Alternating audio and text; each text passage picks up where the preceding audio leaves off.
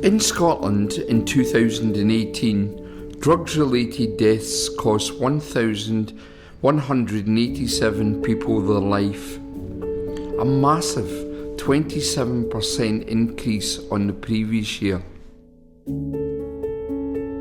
It meant that in a country of around 5.5 million, almost 23 people per week were dying as a result of their addictions. The fact is, this is the poor that are dying, and this is the poor that are dying that are using drugs that we as a society disapprove of, and this is why I think we have such a massive problem. Scotland's death rate from drugs was by far the highest in Europe and even outstripped the United States of America. We were puzzled as to why Scotland had experienced so many drugs-related deaths and spoke to academics, drug workers and individuals in recovery. I think my first experience with any sort of substances was butane gas when I was about 12. So you need a lot of psychological support there, the support aspect's really important for your recovery.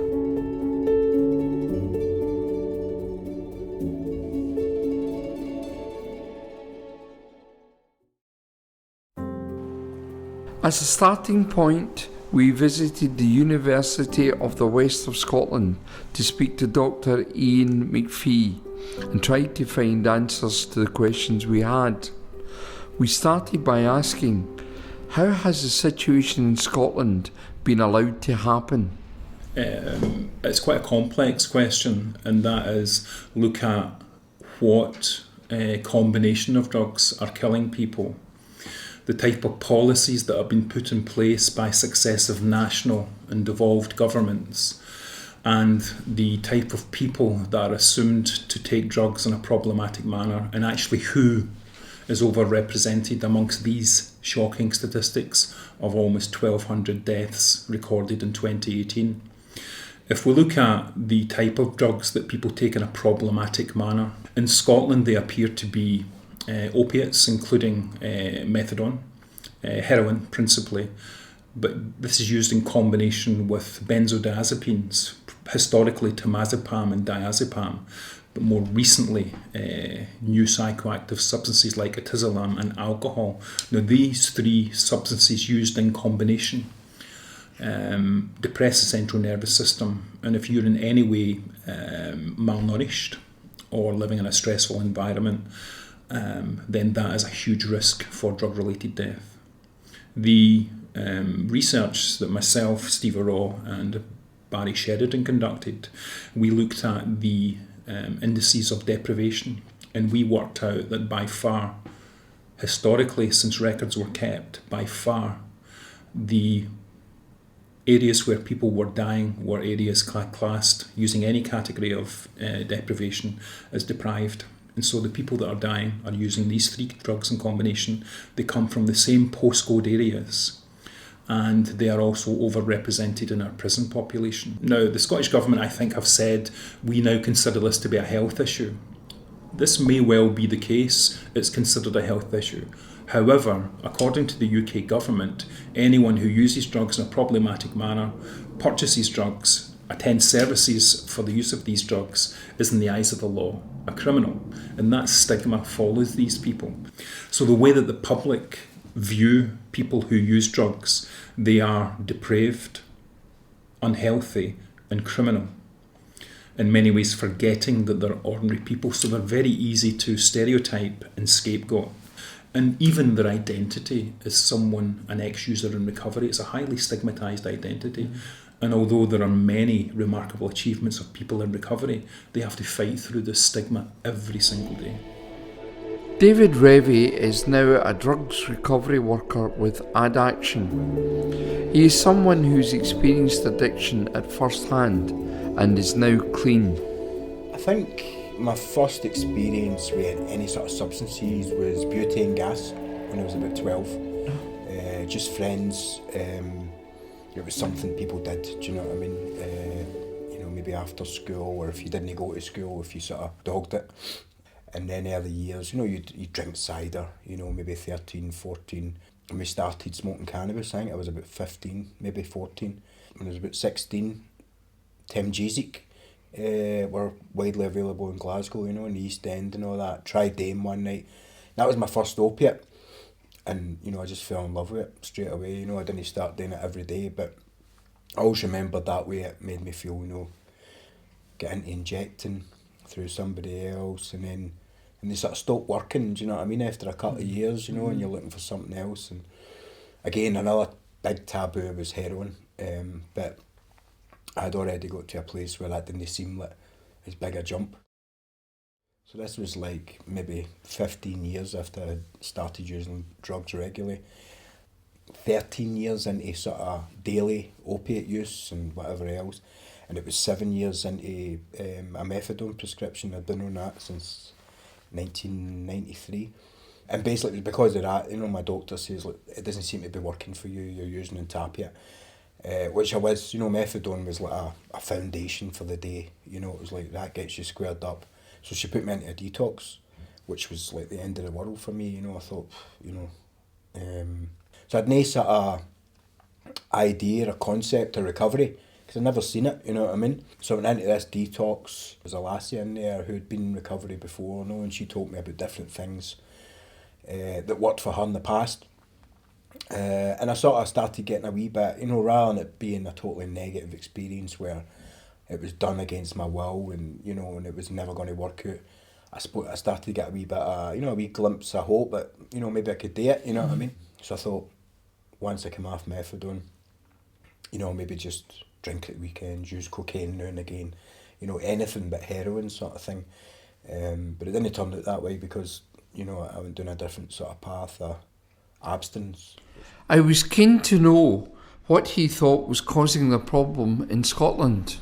My own thoughts about it is street Valium are obviously a real danger, a real risk to people, people are dying when they're using them. Because I've known, I would say over 200 people that have died. Lost a brother about 13 years ago to an overdose, a nephew last year. But nowadays it seems to have gathered pace. We visited Itcha, a drop-in centre in Kilmarnock, where we spoke to Craig, who's at the start of his recovery process. Drugs have always been in my life, coming and going, certain drugs.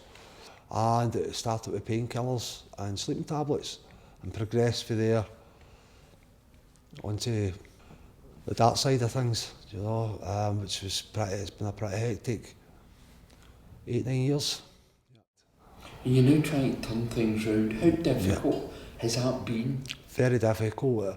A couple of residential units and stuff, and it's okay, like once you kind of get on track and you put all that down, you're still left with the psychological side of it, which is quite strong. You've trained yourself that much to like think a certain way, to go looking, to go do this, do that for using. So it's getting yourself reprogrammed back onto kind of the level to start kind of functioning in society, but it's a long thing, and I don't think people realise the severity of it all, to be honest, just how it's a serious issue. But what I think there is, especially for this area where I live, is a lack of residential. There's not a residential unit, and they're becoming less and less and less, and even the ones that are still functioning, they're getting their budgets and stuff cut left, right and centre. I think there's a different approach needed.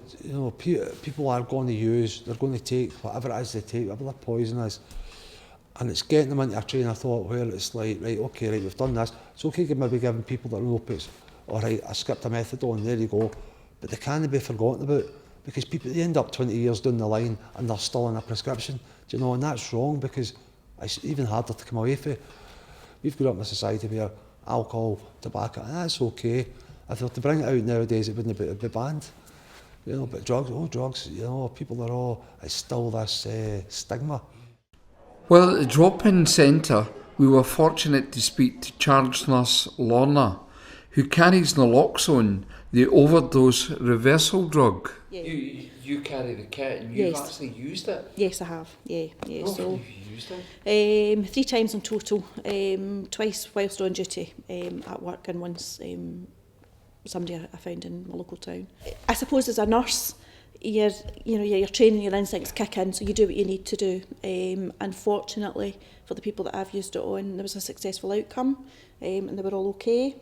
And it is very traumatic for people. And it's traumatic for the individual as well, who's survived that overdose, and that's one of the things that we recognise is puts people at risk again of overdosing. If you have survived an overdose, Really? you are more at risk of then going on to die from an opiate overdose in the future. I asked Lorna, what is causing this problem in Scotland? I wish I knew the answer to that. I think there's lots of factors. Poverty, isolation, loneliness, lack of hope. I think people are, if you look at people who've got issues with drugs, they all tend to have, majority of people tend to have at some point in their life experience quite significant trauma, and drugs becomes their coping mechanism. There's not one thing that I could say, if we do this, that'll solve it all. There's just so many things that all need to be tied in, and everybody needs to be working together. So, what needs to be done? If Scotland continues to do what it's doing, then our drug-related deaths will increase. So perhaps we have to move beyond what is in the current drug strategy document, rights, respect and recovery, and look at what other countries in the European Union are doing. For example, Portugal, that decriminalised all drugs. Because they had the similar rates of drug-related deaths that we had in Scotland, they declared a public health emergency and did something about it. But not only did they decriminalise all drugs, they effectively reduced stigma by seeing these people as having a health issue rather than a criminal issue. That led to people being able to go to treatment agencies and not feel stigmatised. But in addition, they did not link recovery to benefits. They did not link recovery to accessing your children. They did not link recovery as an alternative to going to prison. They did not have all of these conditions attached the way that our services have. Scotland has a major drugs problem. We have tried to find out why and what can be done about it.